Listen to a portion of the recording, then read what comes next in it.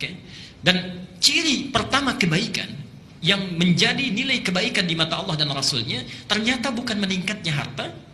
Perhatikan ya, bukan meningkatnya harta, bukan bertambahnya kedudukan, tapi ciri pertamanya disebutkan oleh Nabi, may yuridillahu bihi khaira yufaqihu fiddin.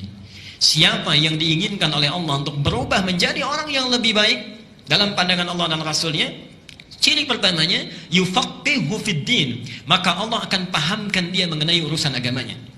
Allah akan berikan dorongan, dimotivasi agar dia mau belajar tentang urusan agamanya. Subhanallah.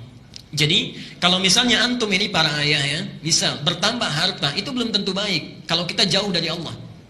Bertambah meningkat kedudukan, ibu punya suami ya, promosi jabatan suaminya, meningkat kedudukannya, tapi semakin jauh dari Allah. Salatnya tertinggalkan, tidak konsisten lagi ibadahnya, baik ya, Jumatnya jadi terlambat, itu belum tentu tanda kebaikan.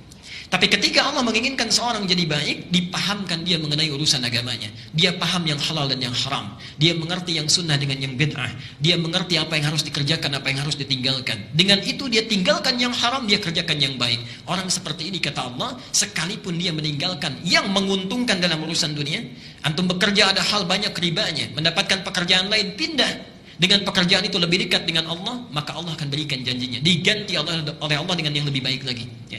Bahkan kalau berhijrah betul-betul kuat niatnya, subhanallah.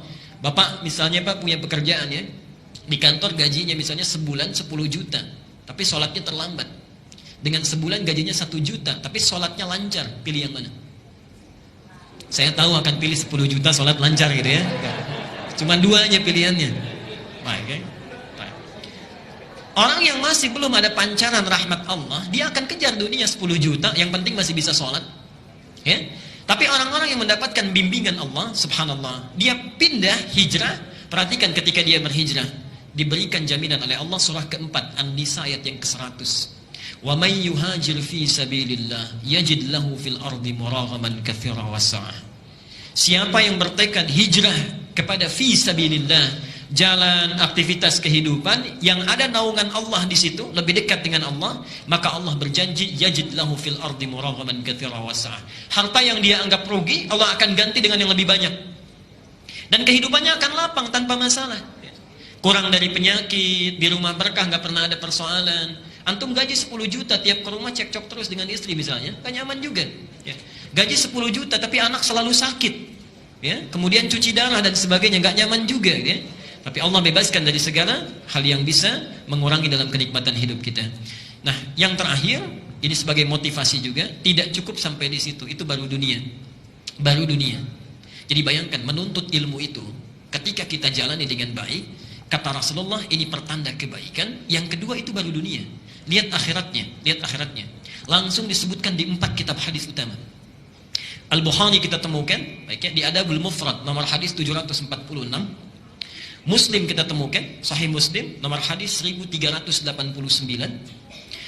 Di At-Tirmidzi, Al-Jami' As-Sahih ya, Al-Jami' As-Sahih atau Sunan At-Tirmidzi, nomor hadis 2682. Dan yang terakhir di Ibnu Majah, ini yang paling lengkap, nomor hadis 219. Perhatikan kalimatnya. Man salaka tariqan yaltamisu fihi ilman sahhalallahu lahu tariqan ilal jannah. Subhanallah.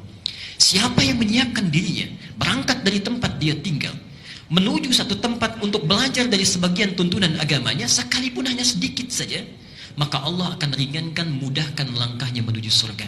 Sahhalallahu lahu tariqan ilal jannah.